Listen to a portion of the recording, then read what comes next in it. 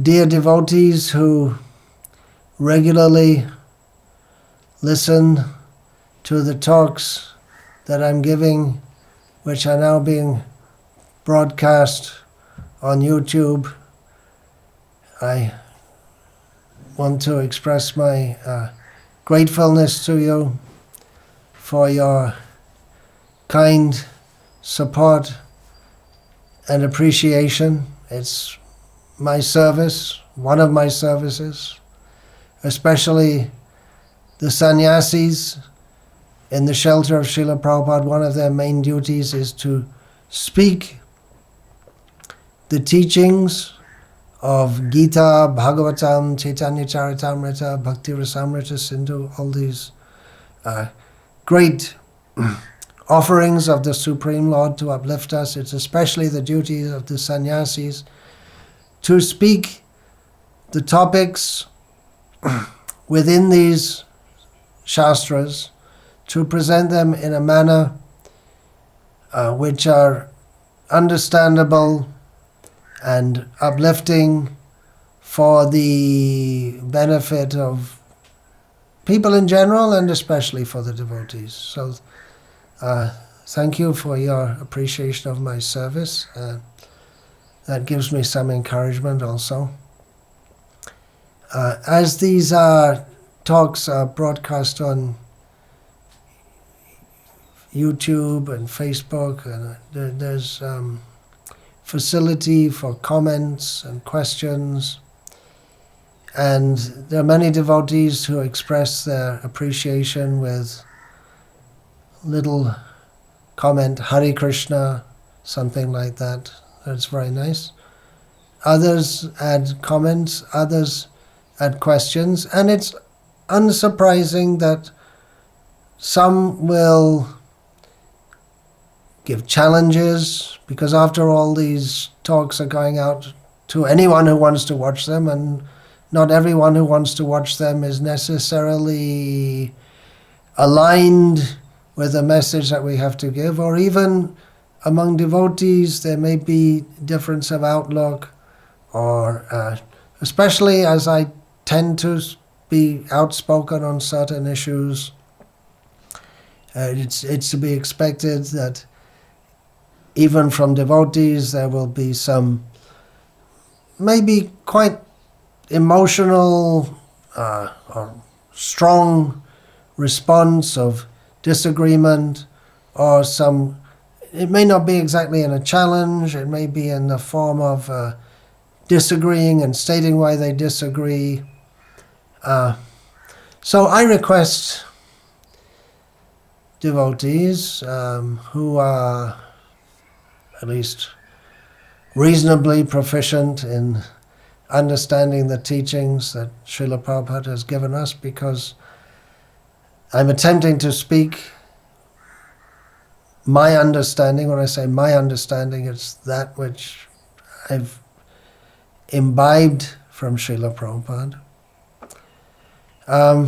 So those who have read his books, listened to his lectures, lived the life of Krishna consciousness, and have some, at least somewhat mature understanding, I would request you can also write some responses. If you tend to agree with or of course when I say tend to agree, it's not just a big opinion shop, but I'm trying to present what is correct, what is accurate, what is real according to the teachings of Shastra. Guru Mukha Padmavakya Chitete Korya Aikya Ana Karihamone Asha. With attempt to present what I've heard from Srila Prabhupada, and then there's Shravan, Manan, Nididhyasana, to hear, to cogitate upon that, and to Chitete Korya Aikya, to make it one with our heart. So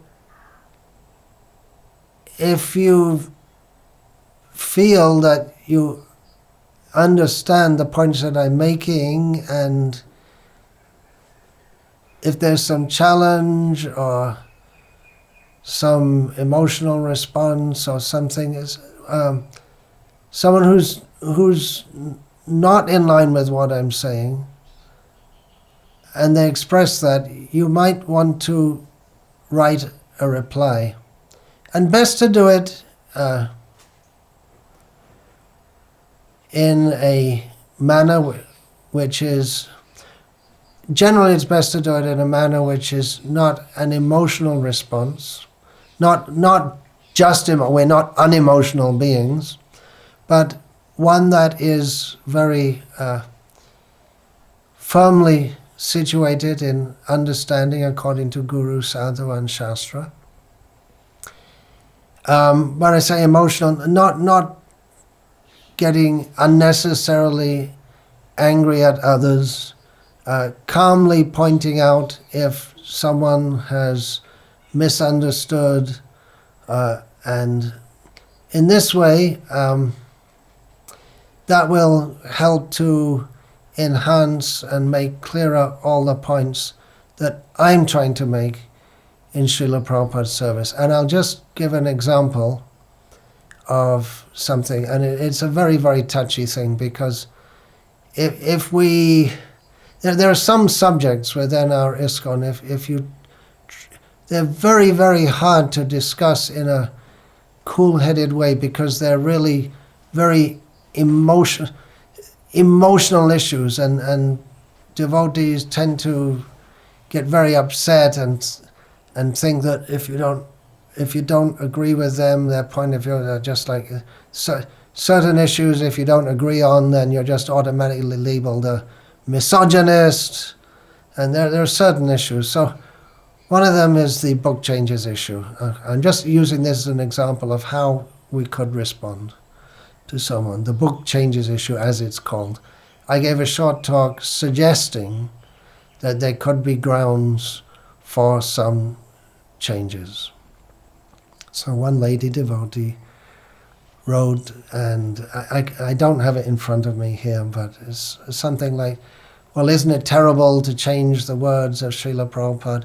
So for instance, I'm just giving an example. You could just write back and say that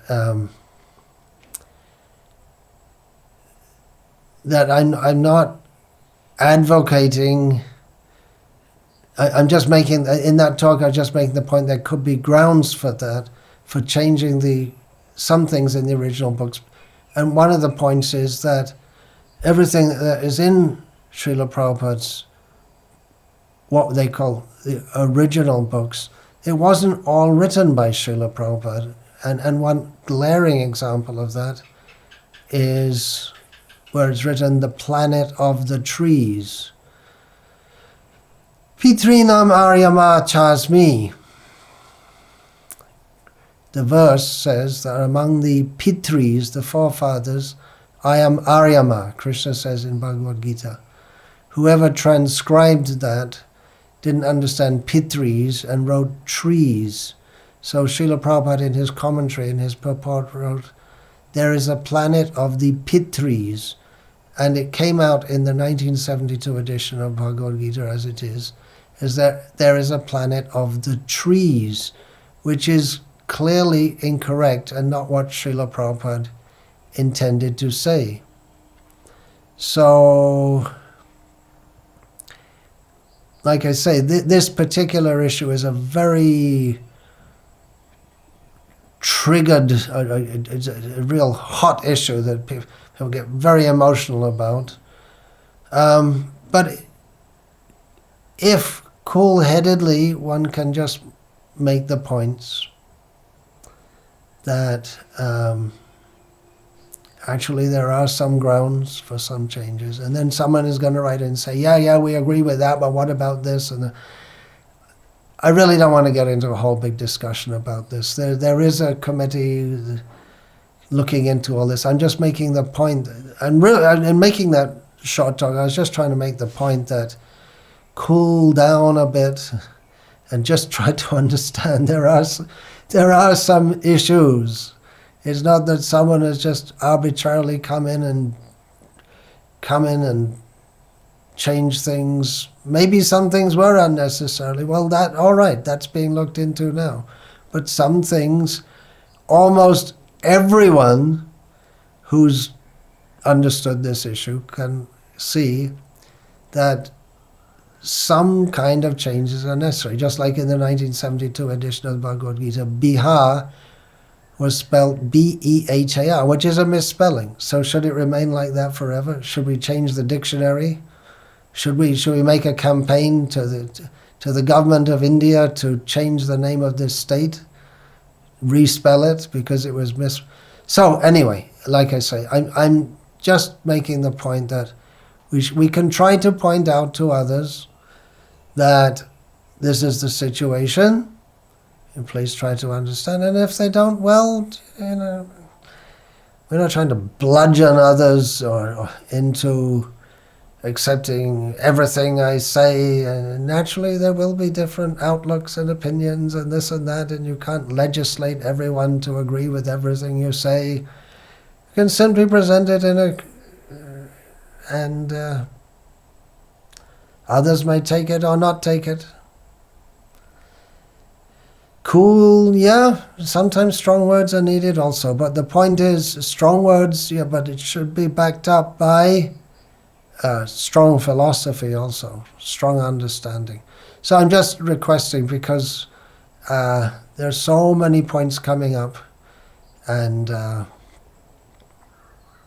a bit difficult for me to keep up with all of it, but I request especially those among my more erudite and thoughtful disciples, if you could take this up, and to respond to some of the things. And you don't have to be a super brain pundit or anything to having said more erudite, but every devotee should, at least after a few years in the movement, should have a solid understanding, especially those who have taken Brahminical initiation.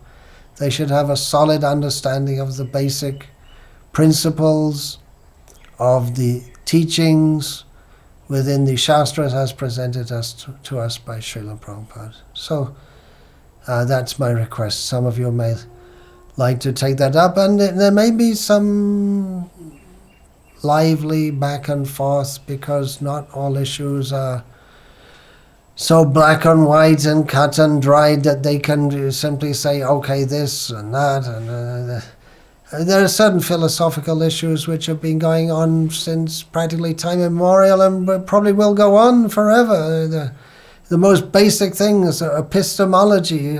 How do we know what is real? How do we know what is true? And svata pramana and parata pramana. And is the nature of an object, is it according to what we see, or is it according to the inherent nature of the thing? And these kind of discussions are in Western philosophy and Indian philosophy is going on since time immemorial. And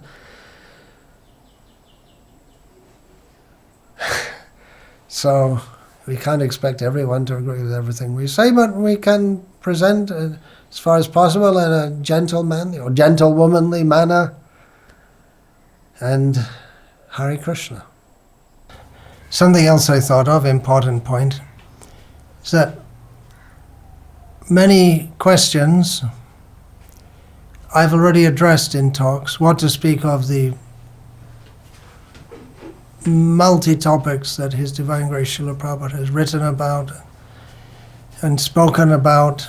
So in making replies, you can give your own understanding, but you can also say, for further information, please see, and then refer to any particular passage in Srila Prabhupada's books that addresses this particular subject, or maybe in my books or in my talks. Just like, for instance, someone asked about my comment about the foundation stone laying of the new Rama temple at Ayodhya. I believe I've spoken about this. And then someone else listed various deviations as he perceived it within ISKCON and asks, can I speak about that? I've spoken about this extensively, so could be directed toward that. Hare Krishna.